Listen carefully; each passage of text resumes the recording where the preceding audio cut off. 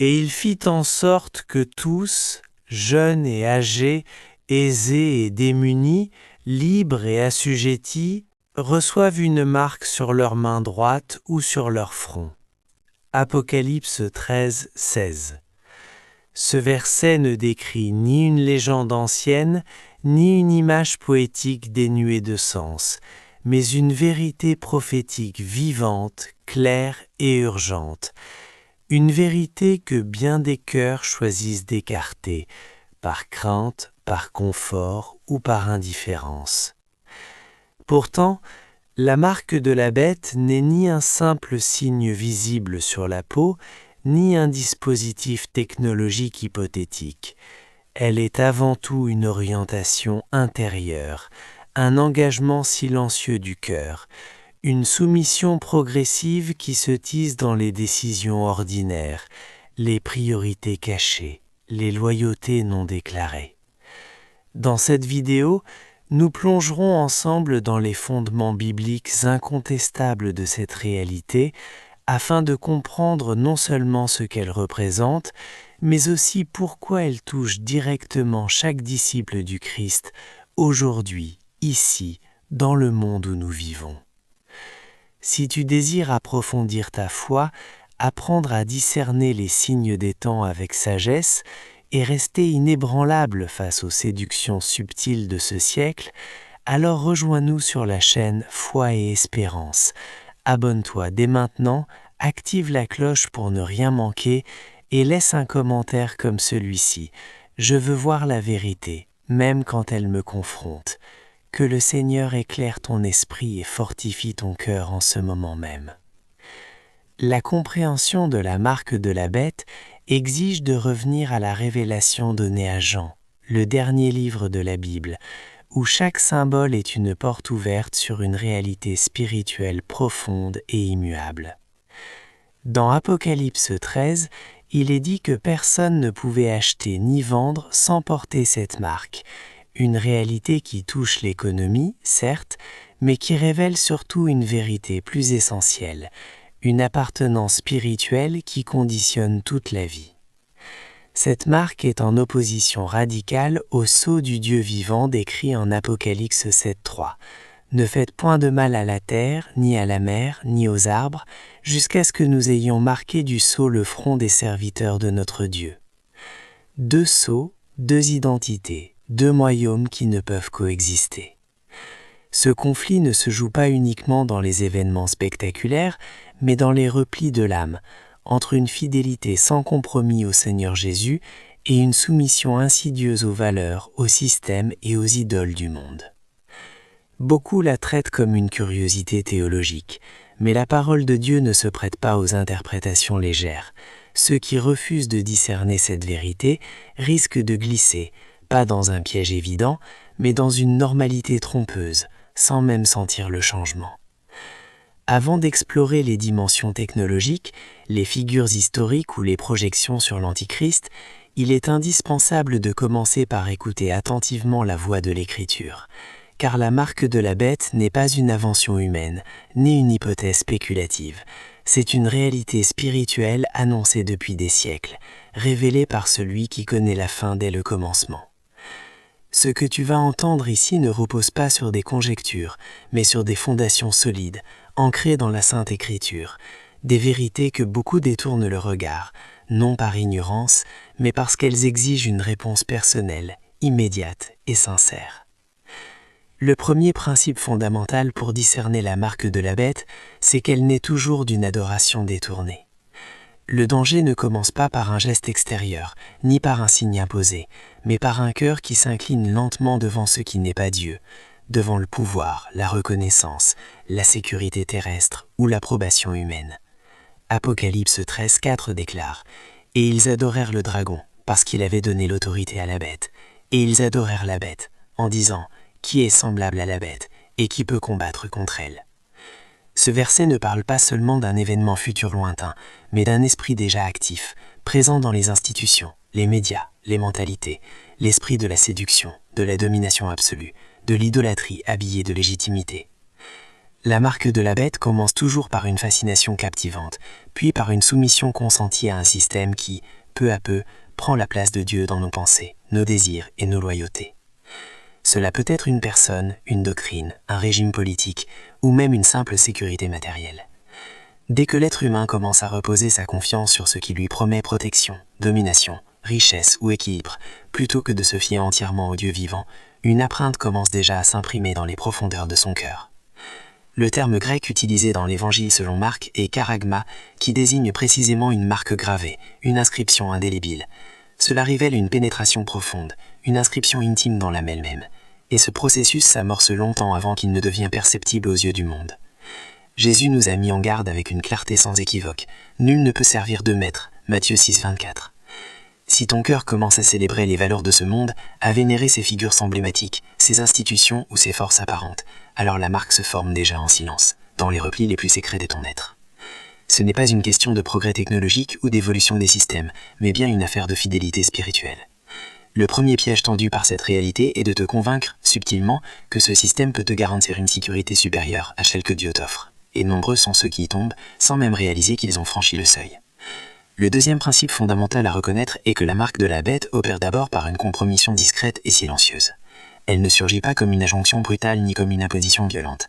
Elle s'installe progressivement, à travers de petites décisions quotidiennes, où la vérité est doucement échangée par le confort, où la soumission à Dieu est atténuée au profit de considérations personnelles ou sociales. Dans l'Apocalypse 13, il est écrit « Il lui fut donné d'animer l'image de la bête et de faire que tous ceux qui n'adoreraient pas l'image de la bête soient tués. » Cette image représente le visage séduisant d'un pouvoir qui exige ton allégeance totale. Pourtant, ce pouvoir ne fait pas éruption en brandissant la menace ou la contrainte. Il commence par charmer, par séduire, par proposer des solutions pratiques, rassurantes, apparemment inoffensives. Et chaque fois que tu choisis de te taire pour éviter le conflit, chaque fois que tu modèles ta foi afin qu'elle s'adapte mieux aux attentes du monde, tu permets à cette empreinte de s'ancrer davantage. Il ne s'agit jamais d'un acte unique, spectaculaire ou dramatique. Il s'agit d'une suite continue de choix discrets, presque invisibles aux yeux des hommes, mais pleins de gravité devant Dieu. La compromission, c'est cette voix intérieure qui murmure « Ce n'est rien de grave, tout le monde agit ainsi ». C'est ce regard détourné quand l'injustice passe sous tes yeux sans susciter ta réaction. C'est cette tolérance tranquille face à ce que ton cœur sait être contraire à la justice divine. La marque de la bête, avant d'apparaître sous une forme extérieure ou visible, est d'abord morale. Elle prend racine dans les jaunes d'ombre que tu refuses de consacrer au Seigneur, dans l'espace de ta vie que tu laisses dépourvu de sainteté. Paul l'avait déjà souligné avec force en Romains 2.2. Ne vous conformez pas au siècle présent, mais soyez transformés par le renouvellement de l'intelligence. Celui qui résiste à cette transformation intérieure devient progressivement exposé à toutes les formes de conformisme extérieur. Et c'est ainsi qu'on accueille, sans même y prendre garde, la marque du système auquel on a cessé de résister activement. La bête ne recherche pas seulement ton obéissance explicite, elle cherche surtout ton silence, elle convoite ta neutralité. Et chaque fois que tu optes pour ne pas trouver le calmement bien, pour ne pas témoigner au ferment de Christ, pour ne pas prendre position dans la vérité, tu participes, sans t'en rendre compte, à ce lent processus d'assimilation spirituelle. Si ce message t'a touché, si tu désires approfondir ta marche dans la foi avec discernement et espérance, abonne-toi dès maintenant à la chaîne Foi et Espérance afin de recevoir régulièrement des enseignements qui nourrissent ton âme et fortifient ta confiance en Dieu. Ce signe n'est pas imposé par la contrainte ou la violence, mais il est librement accepté par ceux qui choisissent la tranquillité éphémère de ce monde plutôt que l'engagement profond et fidèle au royaume de Dieu. Le troisième enseignement essentiel à retenir, c'était la marque de la bête atteint d'abord l'esprit avant de marquer le corps. Ce que bien des personnes hésitent à reconnaître, c'est que cette marque opère initialement comme une grille de lecture, une manière spécifique de penser, une vision du monde qui façonne discrètement les convictions intimes. Si ce message résonne dans ton cœur et t'encourage dans ta marche spirituelle, n'hésite pas à t'abonner dès maintenant à la chaîne Foi et Espérance, afin de recevoir régulièrement des contenus nourrissants, empreints de vérité biblique et de tendresse divine. Une transformation insidieuse qui s'attaque à la vérité révélée par Dieu au plus profond de ton être, en altérant ta façon de penser, de croire et de discerner. Dans Apocalypse 13:16, il est question d'une marque apposée sur le front. Or, selon l'enseignement biblique, le front représente le centre de la volonté, du jugement et de la conscience spirituelle. Ce détail n'est pas anodin. La bête cherche avant tout à remodeler ta pensée, car elle comprend que dès lors qu'elle façonne ta perception de la réalité, elle oriente inévitablement tes décisions et tes actes. Elle introduit peu à peu des concepts séduisants, des courants philosophiques centrés sur l'homme, des enseignements qui prônent une tolérance superficielle, mais qui, en vérité, s'opposent radicalement à l'Esprit de Dieu. On les retrouve dans les salles de classe, dans les chaînes d'information, dans les déclarations publiques des dirigeants, et même, hélas, dans certaines communautés chrétiennes. Ils exaltent une liberté déconnectée de la vérité, une bienveillance sans appel à la repentance, une paix sans Jésus-Christ comme fondement. Celui qui ne possède pas une intelligence renouvelée par la parole de Dieu devient alors vulnérable, facilement influençable. L'apôtre Paul le précise avec force dans 2 Corinthiens 10, 4, 5. « Car les armes de notre combat ne sont pas charnelles, mais puissantes par la vertu de Dieu pour renverser des forteresses. Nous renversons les raisonnements et toute hauteur qui s'élève contre la connaissance de Dieu. » Ainsi, cette marque commence par une séduction de l'intellect, une acceptation progressive de ce que Dieu rejette, une ouverture grandissante à ce qui blesse son Saint-Esprit. Le plus troublant, c'est que cette nouvelle mentalité se pare souvent des habits de la compassion, du progrès ou de la raison humaine éclairée. Pourtant, elle étouffe lentement la crainte du Seigneur, affaiblit la notion de sainteté et rend floue la distinction entre le vrai et le faux. Le véritable conflit n'est donc ni mécanique ni numérique, il est intérieur, il est spirituel, il se joue dans le renouvellement continu de ton esprit. Rejette fermement les slogans du monde, même lorsqu'ils paraissent justes ou nobles. Refuse les systèmes de pensée qui font de l'homme le point central et relèguent Jésus-Christ aux marges de la vie. Car chaque pensée que tu laisses pénétrer sans la soumettre à la lumière de la parole détermine l'autorité à laquelle tu te places, consciemment ou non. La marque de la bête est d'abord une posture mentale, non un dispositif physique, et elle se répand surtout à travers les idées que tu cesses de remettre en question. Le quatrième signe essentiel à reconnaître est que cette marque se révèle aussi dans l'obéissance silencieuse aux exigences du système mondain. Apocalypse 13, 17 déclare « Et que personne ne puisse acheter ni vendre sans avoir la marque, le nom de la bête ou le nombre de son nom. » Ce verset exprime une réalité profonde, souvent éludée. La marque est intrinsèquement liée à un ordre économique, à une logique de domination et à une pression collective exercée sur les consciences. Il ne s'agit pas uniquement d'un symbole imposé de force, mais d'un consentement que tu finis par accorder, par nécessité, pour subsister dans un environnement qui rejette ou marginalise les valeurs du royaume. Cette pression ne se manifestera pas toujours sous forme de menaces brutales, elle viendra souvent sous l'apparence d'une obligation vitale, garder ton emploi, subvenir aux besoins de ta famille, obtenir des soins, voyager librement, préserver tes droits civiques. Et face à ces réalités concrètes, une question muette surgira dans ton cœur. Si ce message t'a touché, si tu désires approfondir ta foi, grandir dans la clarté spirituelle et rester ancré dans la vérité, abonne-toi dès maintenant à la chaîne Foi et Espérance. Ensemble, marchons dans la lumière, fortifiés par la parole vivante. Es-tu prêt à sacrifier ton obéissance envers le Seigneur afin de conserver une place dans ce monde qui s'organise sans lui? Car la bête ne se limite pas à séduire, elle exige, impose, contraint. Elle placera les enfants de Dieu devant un dilemme profondément douloureux, choisir entre l'approbation du ciel ou la sécurité terrestre, entre la fidélité à Jésus-Christ ou la reconnaissance d'un système qui le rejette ouvertement.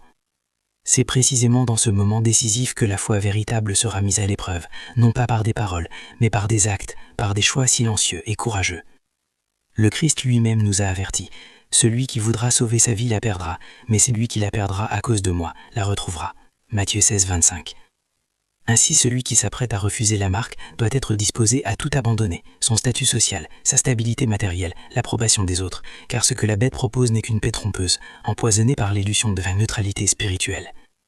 Elle te murmure, garde ta foi, mais rends-la discrète, adoucis-la, adapte-la aux normes du monde, plie-la aux exigences du système. Et bien des croyants céderont, persuadés qu'ils préservent leur intimité avec Dieu, alors qu'en vérité, ils ont déjà changé de Seigneur sans même s'en rendre compte.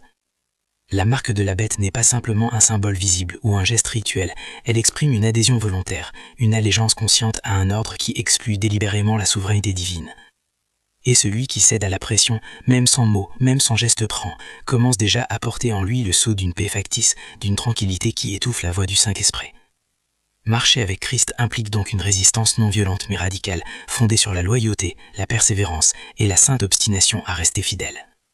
Voici le 5e principe essentiel à ancrer dans ton cœur. La marque de la bête révèle une identité volée, une appartenance détournée. Lorsque tu lis Apocalypse 14:1, tu découvres une vérité lumineuse et contrastée. Je regardais, et voici, l'agneau se tenait sur la montagne de Sion, et avec lui 144 000 personnes qui avaient le nom de l'agneau et le nom de son père écrit sur leur front. Encore une fois, le front, siège de la pensée, de la volonté, de l'identité, devient le lieu sacré où est inscrite une appartenance irrévocable. Ce sceau n'est pas une simple décoration, il est la signature vivante de ceux qui appartiennent à Dieu, marqué par sa grâce, scellé par son esprit. Il existe donc une bataille invisible mais réelle, entre deux sceaux, deux appartenances, deux identités spirituelles qui ne peuvent coexister. La marque de la bête ne signifie pas seulement un droit d'accès au système mondial, elle est une déclaration solennelle, souvent tacite, mais toujours significative. Je refuse que Dieu règne sur ma vie. C'est une inversion délibérée, parfois même inconsciente, de l'identité que le Père t'a donnée dès avant la fondation du monde. Le vrai péril ne réside pas dans un seul acte spectaculaire de reniement, mais dans l'effacement progressif, subtil et continu de ta ressemblance avec le Christ. Ton identité céleste est tissée d'humilité, de sainteté, de vérité inébranlable et de lumière pure.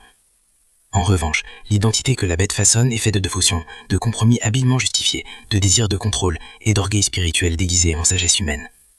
Chaque fois que tu renonces à ta nature céleste pour te fondre dans la foule, chaque fois que tu choisis le silence plutôt que la confession, chaque fois que tu échanges la clarté de la parole contre le confort du consensus, tu ouvres une brèche par laquelle cette haute identité s'installe peu à peu.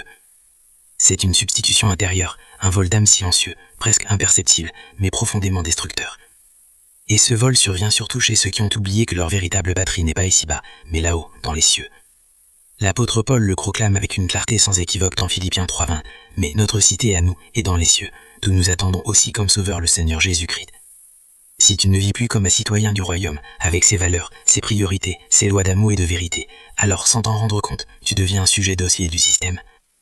Or la bête ne cherche pas nécessairement à te rendre méchant ou violent, son objectif est plus insidieux. Elle veut que tu sois conforme, passif, silencieux, oublié, parce qu'un croyant muet est un témoin éteint, et un témoin éteint ne trouble pas l'ordre du monde. Pourtant, le Seigneur recherche avec amour ceux dont le visage porte l'éclat de son saint nom, ceux dont chaque pensée s'aligne humblement sur sa volonté, et dans la vérité, façonnée par lui, demeure ferme, immuable et profondément ancrée dans sa grâce. C'est dans cet esprit que je t'encourage chaleureusement à inscrire, juste en dessous, cette affirmation puissante et pleine d'espérance. Je refuse que le monde altère en moi la ressemblance divine qui m'a été donnée. Cette parole n'est pas seulement une phrase, c'est un geste de confiance en Dieu, une posture de résilience spirituelle, et surtout, une déclaration douce mais ferme de ton appartenance à celui qui t'a aimé avant même que tu ne le connaisses. Si ce message résonne dans ton cœur, rejoins-nous dès aujourd'hui en t'abonnant à la chaîne Foi et Espérance, pour recevoir chaque jour une parole qui fortifie, console et éclaire pour chemin. Le 6e principe que tu es appelé à reconnaître avec profondeur et humilité, c'est que la marque de la bête se répand avant tout à travers un aveuglement partagé, une sorte de torpeur spirituelle qui gagne les cœurs sans qu'ils s'en rendent compte. L'un des stratagèmes les plus subtils de l'adversaire ne réside pas dans la violence évidente ou l'oppression brutale, mais dans la banalisation progressive du mal, comme si ce qui est contraire à la vérité divine pouvait devenir ordinaire, acceptable, voire désirable. Dans l'Apocalypse 13:3, il est écrit « Et la terre entière était dans l'admiration derrière la bête ». Ce n'est pas une poignée d'individus isolés qui suit cette voie, mais une multitude entraînée. une foule captivée, une humanité entière qui avance avec entrain vers une fin tragique, persuadée qu'elle marche vers une ère de paix, de progrès et de sécurité. Cet aveuglement collectif est un phénomène spirituel puissant. Il étouffe doucement le don du discernement, affaiblit la capacité à distinguer le vrai du faux, le sacré du profane. On cesse de poser des questions sur la parole, on s'aligne sur le discours dominant. On ne tend plus l'oreille vers la voix de Dieu, mais on répète docilement les slogans du jour. On ne cherche plus à être transformé par la sainteté, mais on s'accommode d'une foi lisse, sans aspérité, parfaitement intégrée au système ambiant. C'est ainsi que la marque progresse, non par contrainte ni par menace, mais par contamination silencieuse, par contagion morale et spirituelle. Le silence complice de certains devient un terrain fertile pour la chute de beaucoup d'autres. Jésus lui-même nous met en garde en Matthieu 7,13. « Entrez par la porte étroite, car large est la porte, spacieux est le chemin qui mène à la perdition, et il y en a beaucoup qui entrent par là. Celui qui choisit de suivre la voie tracée par la majorité court un risque immense, car ce qui est acclamé, valorisé ou promu par tous n'est pas nécessairement approuvé, béni ou sanctifié par le Seigneur. Aujourd'hui, l'Église est placée face à ce défi décisif. Va-t-elle oser tenir ferme face à une unanimité trompeuse ou cédera-t-elle à la pression sociale par crainte d'être jugée, rejetée, incomprise ? L'Esprit de Dieu ne parle jamais dans le tumulte de la foule, ni dans le bruit assourdissant des opinions dominantes. Il appelle dans le calme du désert, dans la solitude du cœur, dans l'intimité silencieuse de la prière. Celui qui désire demeurer pur, fidèle, intègre, doit refuser les accords faciles, les compromis habillés de bonnes intentions. Il doit rester vigilant face à une spiritualité à la mode, aux enseignements qui flattent l'orgueil, aux valeurs qui ne heurtent plus personne, parce que justement elles n'ont plus rien de prophétique. La marque de la bête avance sous les applaudissements généraux, s'installe dans les cœurs qui ont peur de troubler, qui redoutent d'être dérangés, qui préfèrent l'harmonie apparente à la vérité vive. Elle prend racine là où la vigilance spirituelle a été remplacée par l'emportement émotionnel, là où le discernement a cédé la place à l'adhésion instinctive. Tu dois donc prier chaque jour pour conserver un esprit éveillé, sensible, attentif. Ne laisse jamais l'enthousiasme collectif t'endormir, ni la popularité d'une idée te faire oublier sa conformité à la parole. Car là où tous célèbrent sans interroger, où chacun applaudit sans examiner, il y a souvent une séduction invisible à l'œuvre, une illusion habilement tissée. Le 7e principe que tu dois accueillir dans la prière et dans l'humilité, c'est que la marque de la bête repose fondamentalement sur le rejet de la croix. La croix de Jésus-Christ demeure le plus grand scandale pour le système mondain. Elle est humiliante, sanglante, exigeante, profondément contre-culturelle. Elle appelle au renoncement radical, à la mort à soi-même, à l'abandon de toute forme de suffisance humaine. Or, c'est précisément cela que la bête refuse. Elle propose une spiritualité sans tout, une foi sans engagement, une liberté sans repentance ni transformation. Paul exprime cela avec une force inégalée en Galates 6,14. « Pour moi, loin de moi de me glorifier, sinon dans la croix de notre Seigneur Jésus-Christ, par laquelle le monde m'est crucifié, et moi au monde. » La croix est bien plus qu'un symbole. Elle est une ligne de démarcation spirituelle claire et irrévocable. Elle sépare ceux qui vivent pour la gloire de Dieu, de ceux qui vivent pour leur propre gloire, ceux qui cherchent à plaire au Seigneur, de ceux qui cherchent à plaire aux hommes. Si tu veux demeurer ancré dans la vérité, abonne-toi dès maintenant à la chaîne Foi et Espérance, afin de recevoir chaque jour une parole qui éclaire, qui fortifie et qui guide ton cœur vers le Christ. C'est précisément pour cette raison que le saut de la bête commence inévitablement par une tentative d'effacer la croix de Jésus. Elle l'écarte doucement, puis la remplace par des signes séduisants, des parures rassurantes, des enseignements tournés vers l'homme et ses désirs. Elle réduit l'évangile à une proposition facile, sans exigence spirituelle, sans lutte intérieure, sans feu purificateur. Or, celui qui repousse la croix a déjà, en silence, emprunté une autre voie. Il peut continuer à prononcer le nom de Jésus, à élever sa voix dans les chants d'adoration, à entrer régulièrement dans la maison du Seigneur. Pourtant, au plus profond de son âme, il a retiré la croix du cœur de son existence. Et c'est exactement à ce moment-là que le sceau s'inscrit, discrètement, durablement. Car la croix est une frontière spirituelle infranchissable pour la bête, elle ne peut y pénétrer. Celui qui l'a courté, gardé, fortifié, rendu saint par la puissance du sang. Mais celui qui la rejette s'expose peu à peu au charme trompeur du monde. Ce sceau n'est pas un cri, mais une offense muette à la croix. Il déclare sans mots, je ne veux pas mourir à moi-même. Je peux vivre une spiritualité sans me soumettre à la sanctification. Je peux appartenir à Dieu sans obéir à sa parole. Et cette illusion se propage, silencieuse et tenace. Elle s'infiltre même dans les prédications, contamine les chants de la foi, altère la sincérité des prières.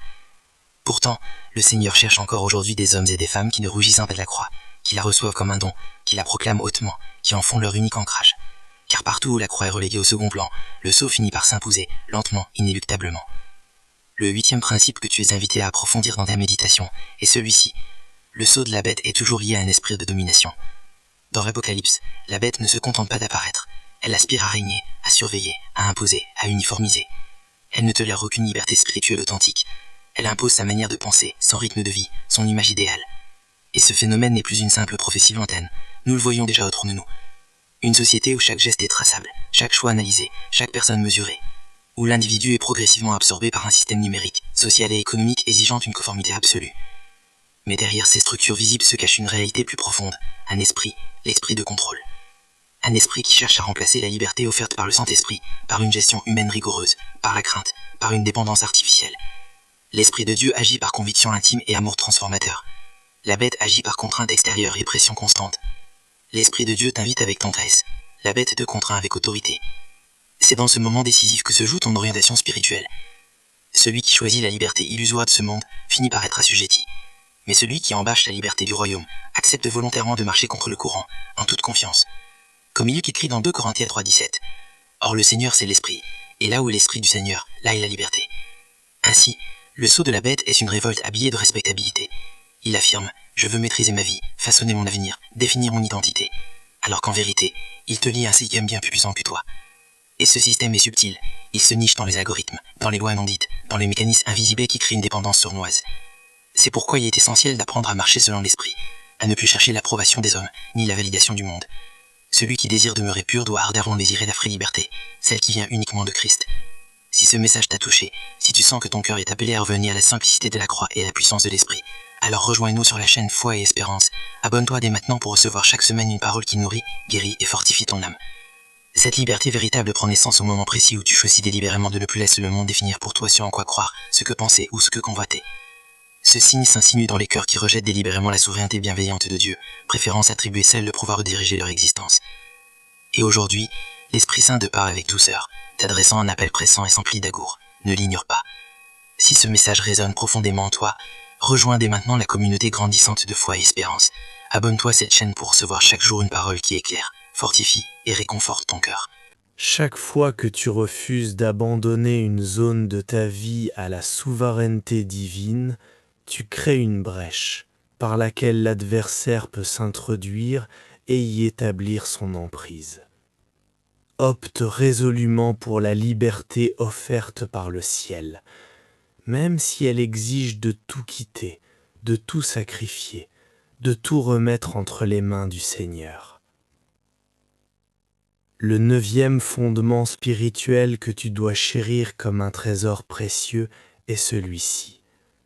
La marque de la bête a pour objectif ultime d'effacer, dans le cœur humain, toute trace de la mémoire de Dieu.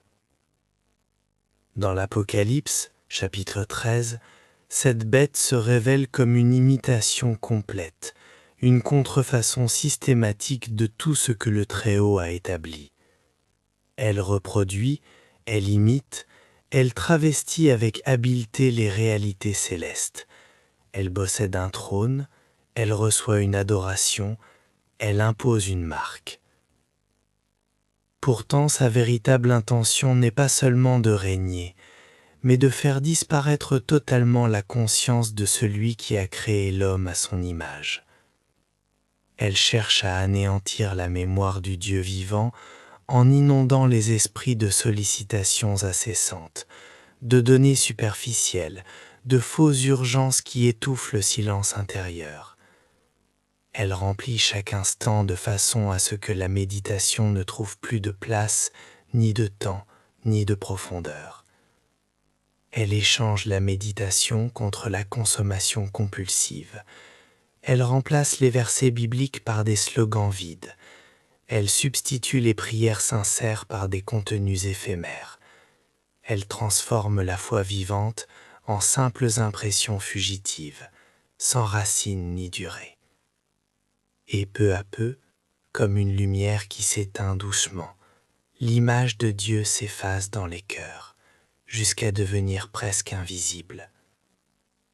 Le psalmiste, dans sa détresse spirituelle, criait ainsi : « Mon âme est attachée à la poussière, rends-moi la vie selon ta parole. » Psaume 119, 25.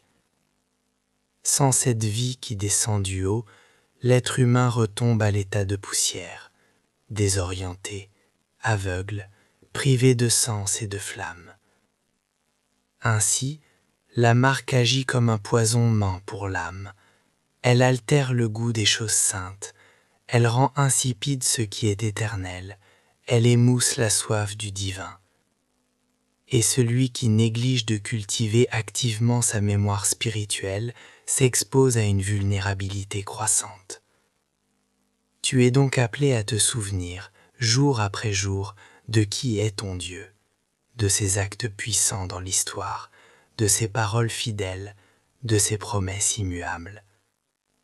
Car l'oubli spirituel n'est pas une simple absence, c'est une ouverture délibérée à la marque.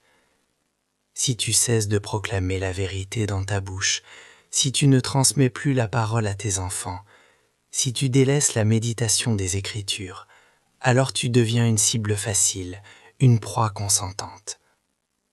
La marque de la bête ne se limite pas à un geste extérieur ou à une signature visible.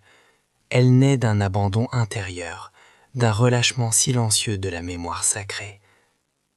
Et cette mémoire, tu dois la défendre avec ferveur, par des chants qui élèvent ton âme, par des prières qui ancrent ton cœur, par des versets déclarés à voix haute, par une crainte respectueuse de Dieu dans chaque choix, chaque décision, chaque silence.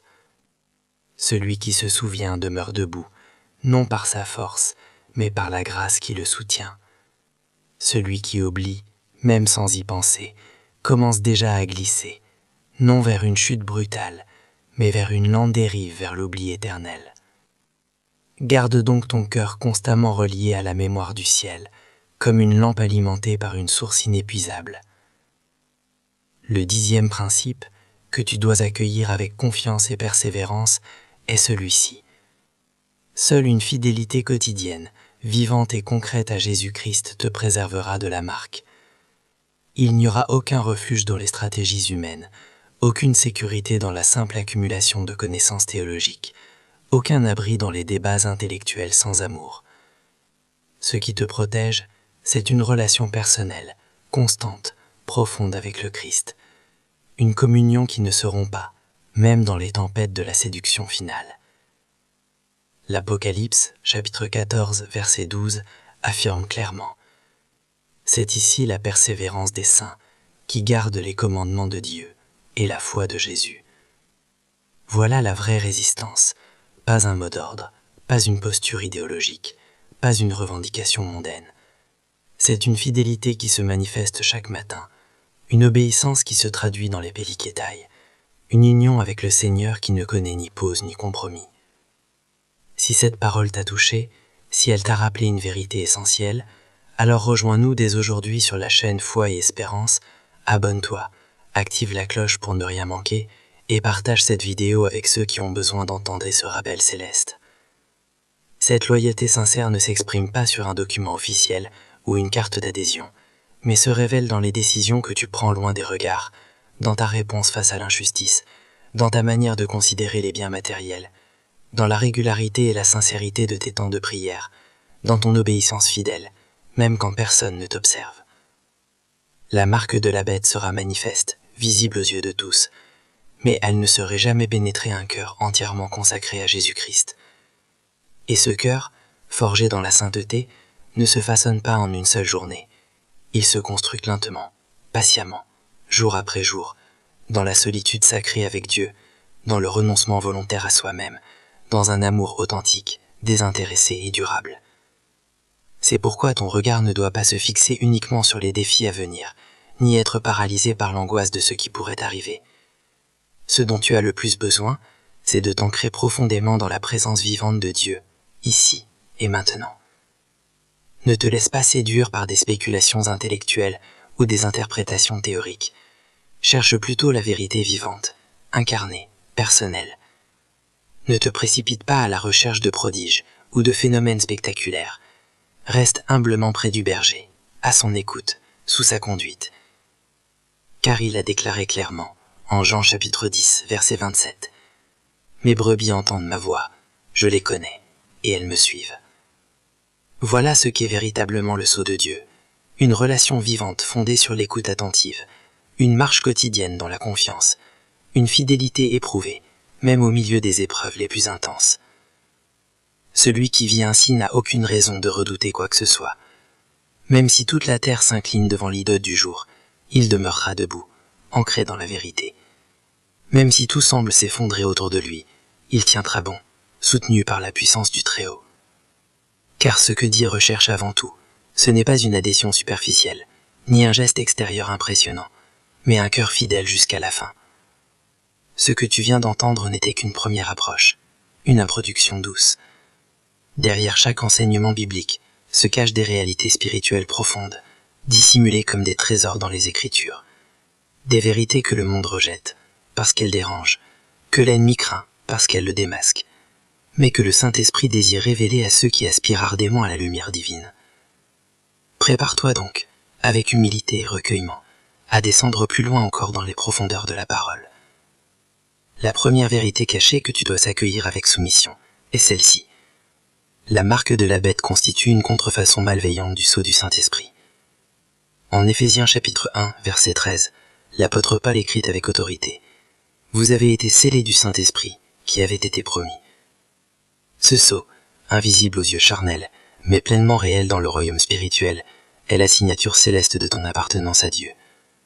C'est une empreinte intérieure, spirituelle, reconnue dans les hauteurs du ciel, perçue par les anges, et redoutée par les puissances des ténèbres. La bête, dans sa fourberie, ne crée rien de nouveau. Elle imite, elle travestit grossièrement ce que Dieu accomplit, mais toujours en le dénaturant. Ainsi, la marque de la bête n'est qu'une imitation diabolique du sceau divin. Elle feint d'ourquir une appartenance sécurisante, mais mène inévitablement à la ruine éternelle. Elle prétend garantir une protection illusoire, alors qu'elle prépare en réalité à la condamnation finale. Le Saint-Esprit te scelle pour te sanctifier, pour te transformer progressivement à l'image du Christ.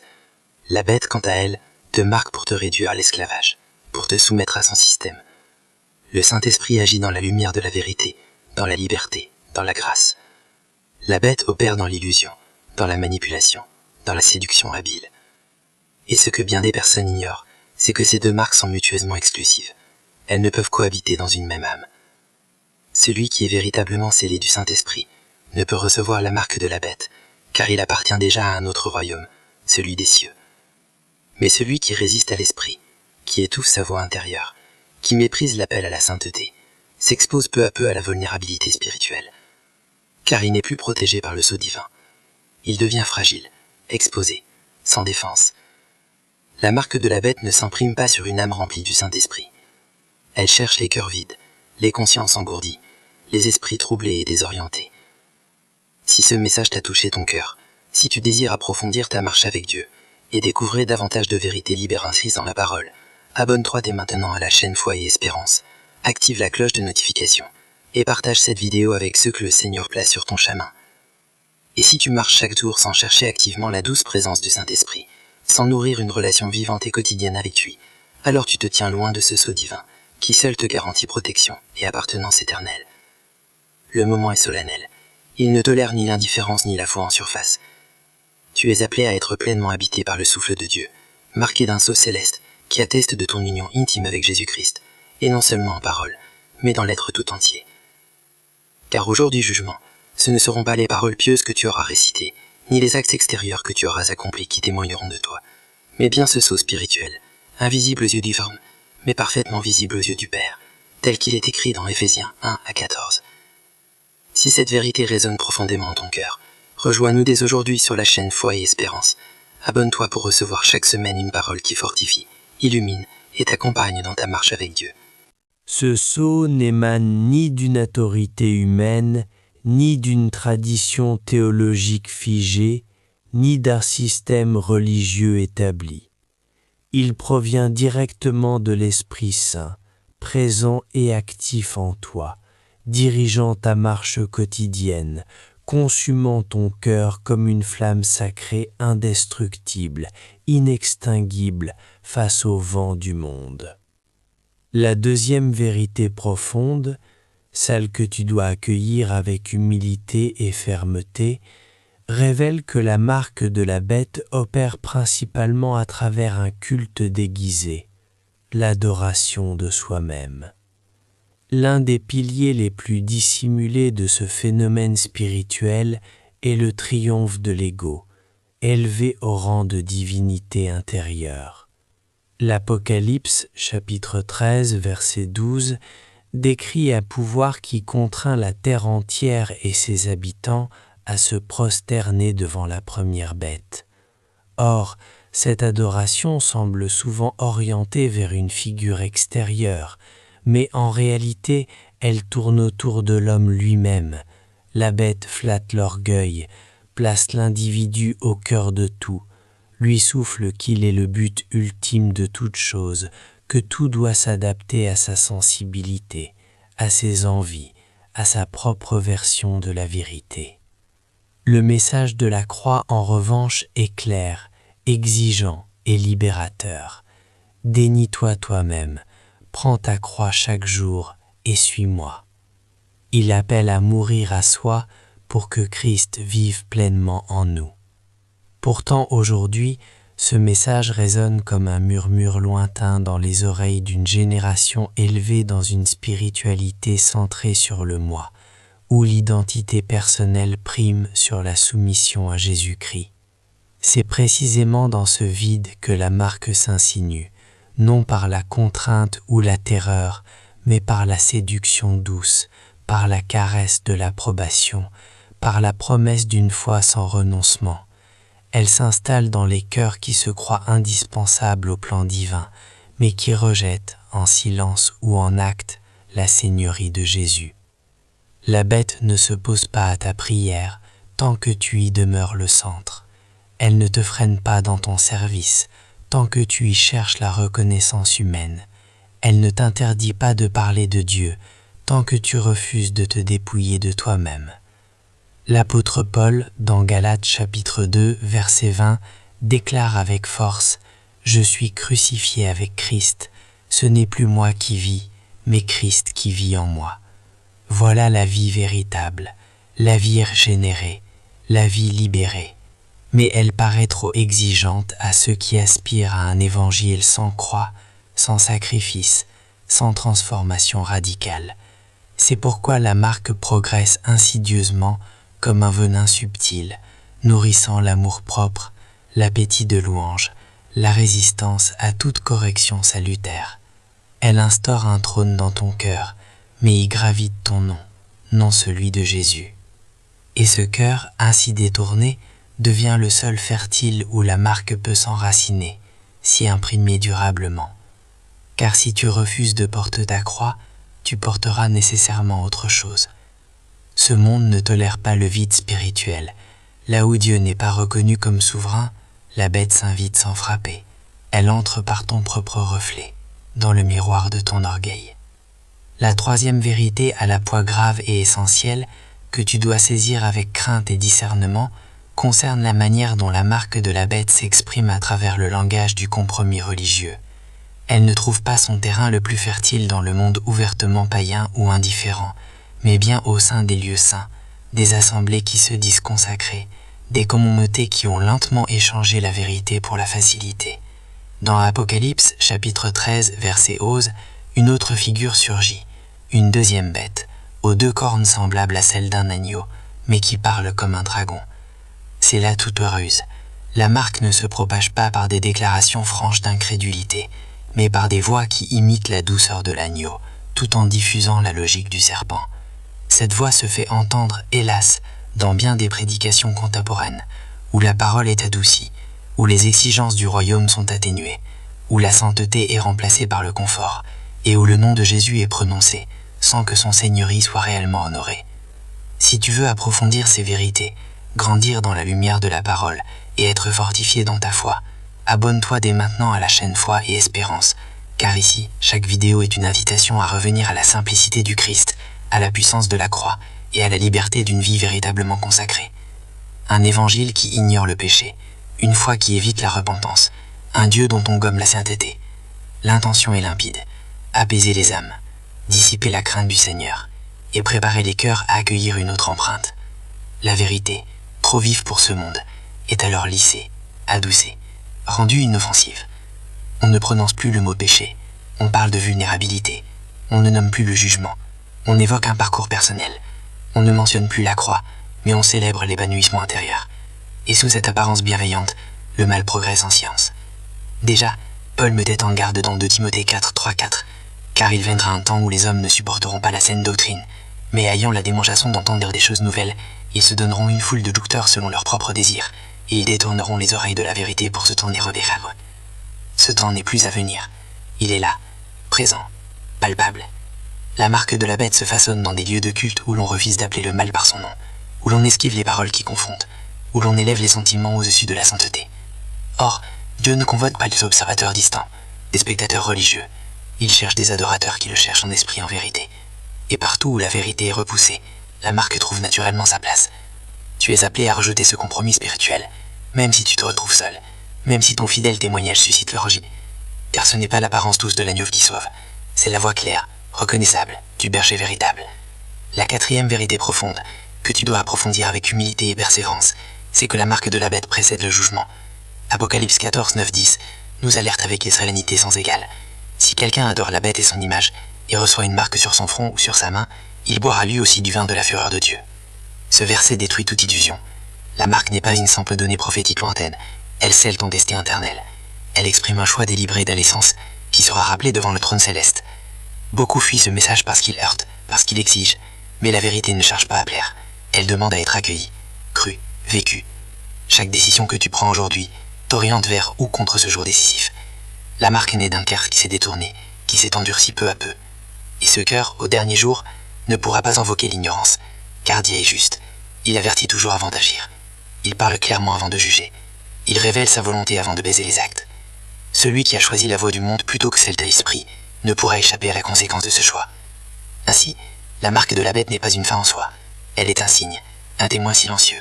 La grâce a été refusée, la repentance n'a pas eu lieu. Un autre maître a été préféré. Et devant ce jugement, retentira cette parole. Éloignez-vous de moi, vous qui commettez l'iniquité. Matthieu 7, 23. Ce message n'est pas une menace, c'est une miséricorde, une invitation pressante à revenir tant que la porte est encore ouverte. Dieu ne désire pas ta perte. Il veut que tu sois scellé par son Saint-Esprit, gardé dans la foi, sanctifié dans la vérité. Mais cela exige un choix libre, conscient, et surtout, un choix fait maintenant. Car chaque jour passé dans l'indifférence est une étape supplémentaire sur le chemin qui s'éloigne de la lumière. Si ce message résonne dans ton cœur, n'hésite pas à t'abonner dès maintenant à la chaîne Foi et Espérance, afin de recevoir régulièrement des enseignements fondés sur la parole, nourrissants pour ton âme et fidèles à l'appel de Dieu. Éloigne-toi résolument de ce signe, tourne-toi à nouveau vers le sacrifice rédempteur de la croix. Le temps de la miséricorde n'est pas encore clos, il est toujours ouvert devant toi. Voici une 5e vérité profonde, souvent ignorée mais d'une importance capitale. Cette marque ne prospère pas au hasard. Elle s'enracine progressivement dans les cœurs qui se sont détournés de l'amour sincère pour la vérité. L'apôtre Paul ne laisse aucune place à l'ambiguïté, lorsqu'il déclare cela clairement en 2 Thessaloniciens 2,10. Ils seront perdus, non pas faute d'information, ni par manque de preuves visibles, mais parce qu'ils n'ont pas éprouvé un amour sincère pour la vérité, cet amour qui seul ouvre la porte du salut. C'est là l'enjeu fondamental, le cœur battant de ce combat spirituel. Ce n'est pas une affaire d'intellect ou de rituels extérieurs, c'est une question de cœur. Aimes-tu profondément la vérité? Es-tu disposé à la recevoir même quand elle te déstabilise, même quand elle met à nu ce que tu cherches à garder caché?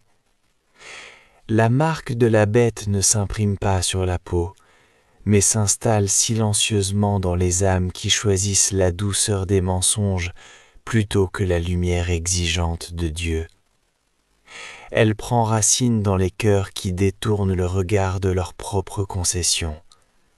Elle prospère dans les esprits qui reculent devant la repentance, qui évitent l'humiliation salutaire de reconnaître leurs erreurs.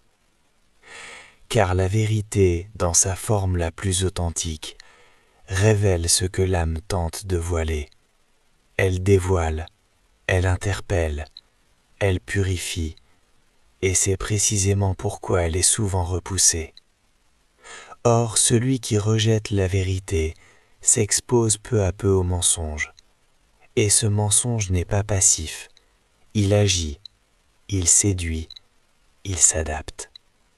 C'est l'esprit d'égarement dont parle l'Écriture, un jugement permis par Dieu à ceux qui, avec entêtement, ferment leurs yeux à la lumière. Car lorsqu'on repousse longtemps la vérité, on finit par ne plus la distinguer du faux. Alors, la marque entre, non par contrainte, mais par attrait. Elle se présente sous des apparences rassurantes, comme une nouvelle sagesse, comme une lumière plus douce, comme une voix compréhensive et tolérante.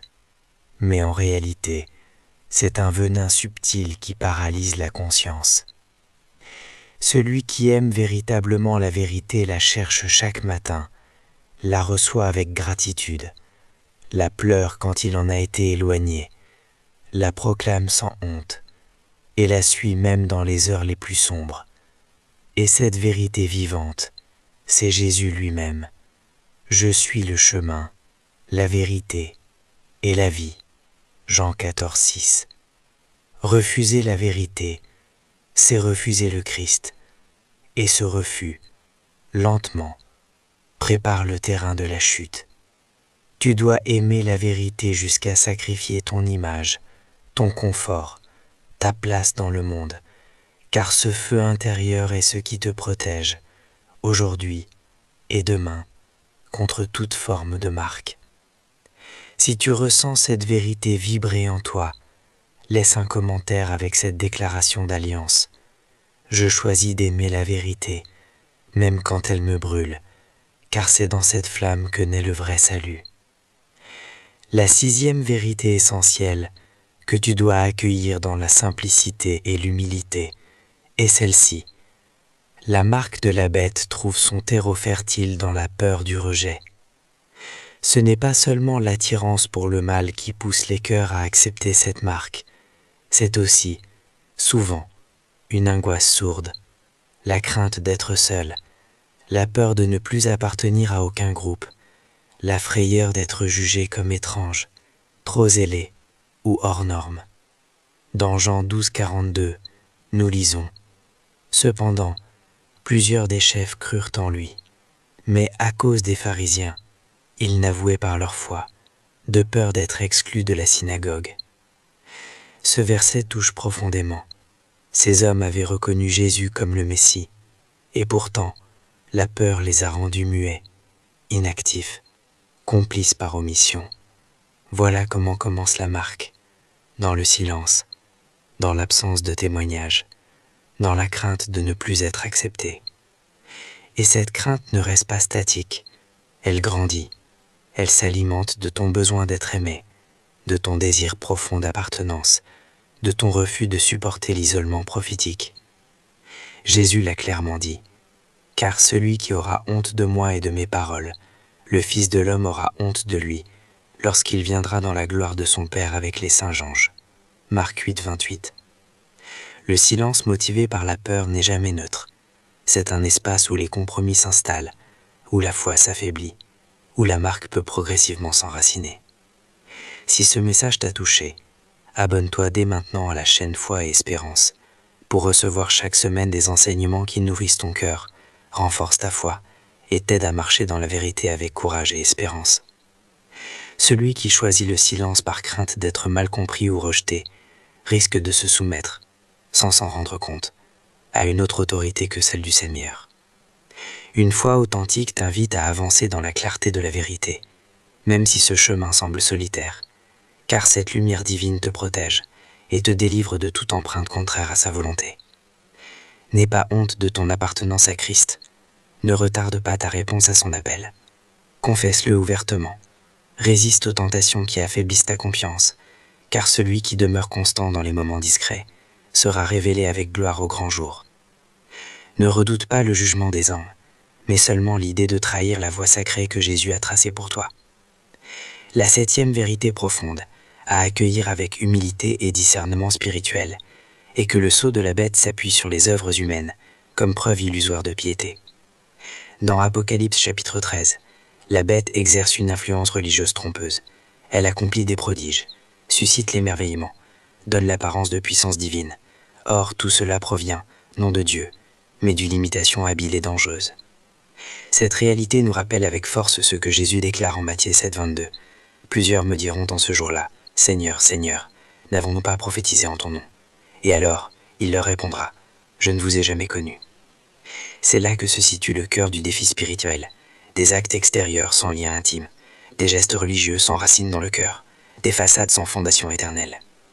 Le sceau de la bête séduit par une activité intense, mais vide de présence vivante avec le Christ. Il te fait croire que tu es en sécurité parce que tu accomplis beaucoup, alors que Dieu ne recherche pas des performances, mais une fidélité sincère, un amour profond, une communion constante. Là où l'action replace la présence, où le service étouffe la prière, le terrain devient propice à une autre marque, car une religion sans Jésus-Christ devient un piège subtil, une routine sans feu, une représentation théâtrale sans souffle divin, et l'adversaire s'en réjouit pleinement. Il remplit tes mains d'activité, mais il vide ton cœur de la présence vivifiante du Saint-Esprit. Celui qui ne veille pas à rester ancré dans la simplicité du Christ, dans sa grâce, sa douceur, son humilité, devient sensible à cette illusion. Il trouve sa paix dans ce qu'il fait, plutôt que dans ce qu'il est en lui. Il cherche l'approbation des créatures, oubliant celle du Créateur, et c'est précisément dans cet oubli que la marque trouve une brèche pour s'installer. Sois vigilant. Ne te définis pas par tes réalisations, mais par ta proximité avec Dieu. C'est là, et uniquement là, que réside ta véritable sécurité. La 8e vérité profonde, à méditer dans le silence de la prière, est que le sceau de la bête efface progressivement le témoignage vivant de la sainteté. Le monde ne tremble pas devant ceux qui parlent fort, mais devant ceux dont la vie reflète fidèlement ce qu'ils annoncent. En Apocalypse 14, 5, il est dit des rachetés, on ne trouvera point de mensonge dans leur bouche, ils sont irréprochables. Voilà la vraie puissance, non pas des discours impressionnants, mais une existence marquée par l'intégrité, la pureté et la cohérence. Et c'est précisément cette sainteté incarnée que le système cherche à neutraliser. Il ne veut pas seulement te voir désobéir, mais te voir perdre ta crédibilité spirituelle. Il vise à rendre ton témoignage flou, incertain, sans saveur. Il désire que ta sainteté soit remplacée par une image respectable, que tu sois admiré sans être consacré, accepté sans être sanctifié. Et c'est dans cette tiédeur spirituelle, ni chaud ni froid, que s'insinue lentement l'empreinte du monde. Dans la lettre aux Philippiens, chapitre 2, verset 15, l'apôtre Paul exhorte les croyants à demeurer sans reproche au cœur d'une génération tordue et corrompue, tout en rayonnant comme des luminaires dans les ténèbres. Une existence marquée par la sainteté n'est pas seulement un idéal spirituel, elle est une puissance vivante, une lumière qui perce l'obscurité, un appel pressant la vigilance pour ceux qui marchent endormis dans les différences. C'est précisément cette sainteté incarnée qui a torsion et suscite la résistance, car ce n'est pas la profondeur de ton enseignement ou la justesse de tes doctrines qui inquiète l'adversaire. Ce qui le trouble profondément, c'est la sincérité de ta consacration, la constance de ta marche avec Dieu et la fidélité silencieuse de ta vie offerte. Si ce message résonne dans ton cœur, rejoins-nous dès aujourd'hui sur Chaîne Foi et Espérance. Abonne-toi pour recevoir chaque semaine une parole qui éclaire, fortifie et nourrit ta foi. Il ne s'en prend pas à ce que tu dis, mais à qui tu es au plus profond de ton être. Son objectif n'est pas de te discréditer publiquement, mais de te faire tomber en silence, afin que ton nom perde toute autorité, toute crédibilité spirituelle.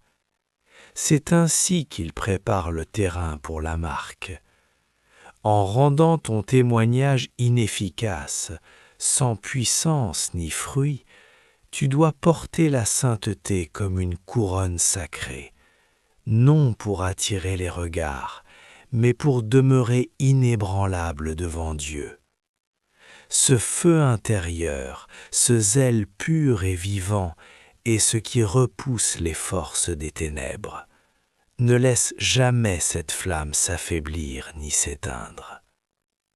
La 9e vérité profonde, souvent ignorée ou minimisée, est celle-ci. La marque de la bête opère principalement à travers des alliances invisibles, presque imperceptibles. Beaucoup imaginent que le danger viendra sous forme d'un décret officiel, d'une loi coercitive ou d'une persécution évidente. Pourtant, la parole révèle une réalité plus subtile, celle des pactes secrets, des ententes tacites, des compromis silencieux que l'homme conclut avec les systèmes du monde. Jacques 4,4 parle sans détour. L'amitié du monde est inimitié contre Dieu.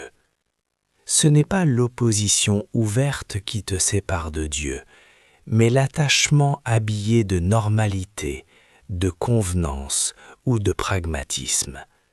C'est ce lien que tu refuses de trancher, ce compromis que tu justifies encore aujourd'hui, cette relation que tu maintiens malgré ses contradictions avec la vérité divine, cette structure que tu soutiens alors même qu'elle nie les fondements de la foi. C'est dans ces zones grises que la marque commence à s'imprimer, non comme une condamnation soudaine, mais comme une conséquence naturelle de ton choix ailleurs. Tu deviens ce à quoi ton cœur s'attache, tu portes la marque de ton allégeance. L'Esprit Saint cherche des cœurs entièrement donnés, sans réserve, sans partage. Mais la bête se nourrit des cœurs divisés, ceux qui servent deux maîtres, qui marchent entre deux mondes, qui parlent de ciel tout en gardant un pied dans Babylone. Elle plante ses accords dans le silence, dans les petites concessions, dans les oui discrets, et elle récolte, en temps voulu, une loyauté complète. Il est donc urgent que tu examines ton cœur avec sincérité. Quelle est ta véritable alliance? Avec qui marches-tu réellement, jour après jour? Ce n'est pas ce que tu proclames qui révèle ta position, mais ce que tu refuses obstinément à abandonner. L'heure est venue de rompre chaque lien qui te rattache à Babylone, sans exception, sans nostalgie, sans demi-mesure. Ne conserve aucune chaîne, car même le fil le plus fin peut, avec le temps, se transformer en collier d'esclavage. Et ce collier, un jour, portera un nom. La 10e vérité essentielle que tu dois proclamer avec audace et sans honte est celle-ci. Refuser la marque est un acte de foi radical, total, irrévocable. Ceux qui triompheront de la bête ne seront pas choisis pour leur intelligence, leur statut ou leur connaissance théologique. Ce seront des hommes et des femmes simples, profondément fidèles, remplis du Saint-Esprit, prêts à tout sacrifier, leur sécurité, leur réputation, leur vie même, pour Jésus-Christ. Apocalypse 12:11 résume parfaitement leur victoire. Ils l'ont vaincu à cause du sang de l'agneau et à cause de la parole de leur témoignage, et ils n'ont pas aimé leur vie jusqu'à craindre la mort. Voilà la clé décisive. Ne pas aimer sa vie plus que sa foi, ne pas protéger son confort au prix de sa vérité, ne pas sauver son existence terrestre en trahissant son âme éternelle. La marque séduira les prudents, les raisonnables, les calculateurs, ceux qui pèsent chaque décision selon le coût humain. Mais elle ne pourra jamais atteindre les fous de Dieu, ceux qui aiment Jésus plus que tout, ceux qui chantent dans les flammes, prient dans les geôles et disent non quand le monde entier dit oui. C'est à cette foi ardente, inébranlable, radicalement pure que Dieu t'appelle aujourd'hui. Tu n'as pas besoin d'un plan de survie humain, tu as besoin d'un cœur entièrement livré. Si ce message t'a touché, si tu désires approfondir ta marche dans la vérité et la liberté en Christ, abonne-toi dès maintenant à la chaîne Foi et Espérance pour recevoir chaque semaine des enseignements qui nourrissent ton âme, renforcent ta foi et t'aide à rester debout dans les jours qui viennent. Tu as besoin d'un cœur pur, d'un esprit libéré de toute entrave, d'une foi sincère et sans fard, car ceux qui tiendront bon jusqu'au bout ne seront pas nécessairement les plus puissants ni les plus influents. Ce seront les plus profondément amoureux de Jésus, les plus constamment fidèles, les plus intimement unis à l'agneau.